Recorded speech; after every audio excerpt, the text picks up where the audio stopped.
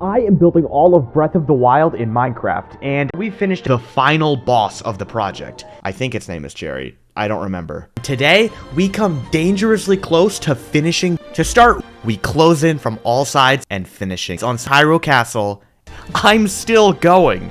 I outlined the structure for the massive block. Voxel and we finished it on my own, but block. Before I finished up this block that wraps around the backside, which took no time at all. It was just a little bit tedious. We did have to rotate it slightly to fit but it didn't take too long to. I finally began with Voxel there to help clean it all up. Ombrain's Goat and Voxel were there to help out as well, and soon enough, we finished Scale and I startup, which was incredibly fun. Something about it always feels like we're putting together a puzzle, and it's super satisfying to see it all connect together at the end, to fit the new size. I then swept through the inside, which was pretty tedious work, and there was a fair bit of cleaning up to do when it was finished. I explored every inch, and I moved on to finish off.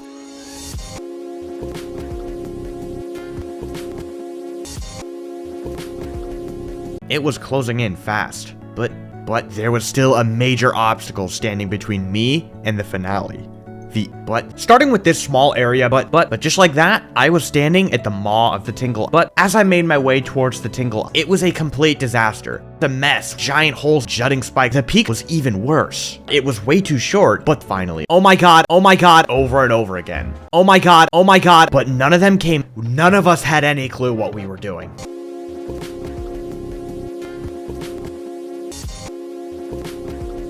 After that, there was nothing left for me to do. But I felt excited. I've learned so much. One last major push. I moved deeper, but I backtracked to finish. I wrapped around, but to get things moving, I first tried one last major push. But this first attempt was not what I was looking for. It was too smooth and needed to be wider at the top. So I finished. It still felt off. I couldn't put my finger on. But I realized that it was simply too thin at the base, but I finished wild. Finally, the Tingle was finally complete. But before we work on that, we have to complete the big pair of underwear. Scale and Ombrains logged on, but finished before we started. In the meantime, we got to work. It didn't really take us too long to get something going. Now, all of the underwear are literally wild. These underwear are practically wild, despite the underwear all being wild. I was the lucky one who got to build up the infamous big butt, so yay for me. After most of the underwear were wild, the city was complete. Or was it? Let's do the skeleton first. Eldon was coming way faster than I thought it would. It took a bit of time, but I finally was so close. I finished. It still just wasn't that great. No matter how hard, the tail went by pretty fast without much struggle. I realized that it was simply too thin. So after attempting a redo, I quickly moved on to the head. The head became a problem due to its strange shape, and it's very oversized compared to the rest of the body, which, regardless, I was ready to finish. It came pretty fast, and now I was ready to finish. No matter how hard, I came up finishing. Now that there was nothing else left, I finally had to actually work on these builds. It was finally time to tackle the final builds. Finally, I started finishing up the Great Skeleton.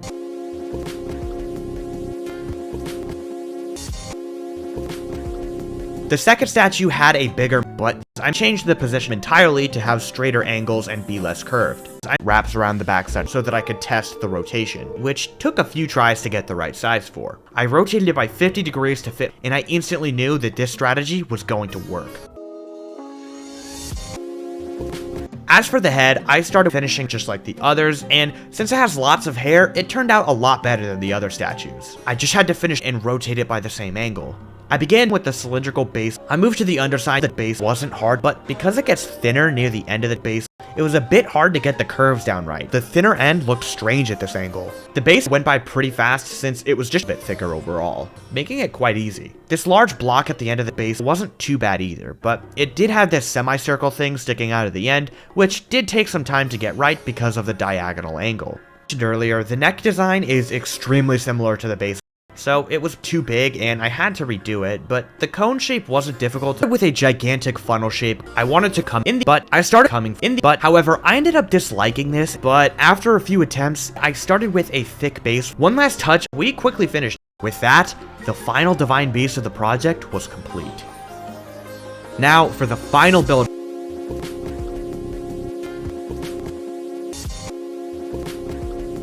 this wound up keeping me excited, but next episode will be the final video. After that video is released, there will be one final video. I hope you enjoyed, and I'll see you all in the next one.